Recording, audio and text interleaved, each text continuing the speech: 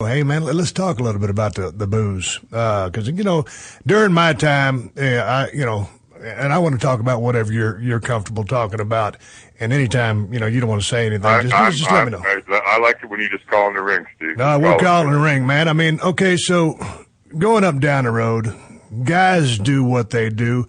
What drove you to the booze and the pills?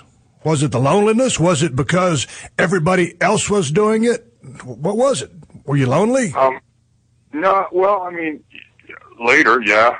Early on, I remember I was one of those guys who never really started drinking heavier till late 30s. And I was no angel before that. I just wasn't drinking and taking pills. Right. But it was suggested to me in that era, we're talking early 80s, that a lot of the business was done in bars and stuff at that time. Yes. You had to kind of get to know your opponent to have a somewhat of a relationship with them outside the ring so that you could produce a good product in the ring. And immature as it may sound, a lot of that was true. It was going on. At least the guys that I was hanging out with and the guys that I looked up to, a lot of that was going on. So I ventured down that path as well. I've been, let me see, I've been away from the business now for a little over 10, 11 years. I really slowed down on a lot of things I was doing. I've kind of admitted I was living pretty fast, and I would never classify myself as a drug addict or an alcoholic.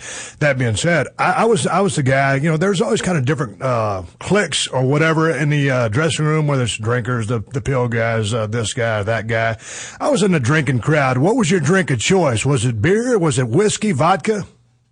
I was, early on, I was more of a Coors Light out of a bottle guy with some Xannies. Xanax are my drug of choice. I enjoy Xannies. I never was a pill guy. A pain pill guy. I never really enjoyed them. I used to, take them to trade them with other guys for pain pills.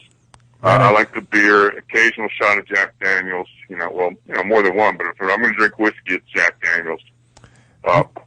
And when I met Hogan, when we moved to WCW, I became a Miller Lite in a can guy, because I'll never forget Hulkster. In his contract, bro, he had a rider where they had a garbage can full of Miller Lite in his locker room on ice, big trash can, and cases in there. And so one time we were in there talking to him, he goes, "Brother, you've got a pretty big mitt." So he takes the can as he's demonstrating. He goes, "You know what? We shouldn't be doing it, but let's face it, we ride up and down the road with beer." He goes, "You got a big mitt, brother. You can cover the can. At least you got a chance. They don't sell soda in bottles anymore." He was pointing out that should a law enforcement officer cruise by and see us all tipping things back in the car as we make towns, might be a better idea if it was a can. So I got to admit, that influenced me, and I switched to cans, Miller Lite cans since then. Well, the cans are always easier to dispose of once you get a shit pile of them. Let's talk about but you were never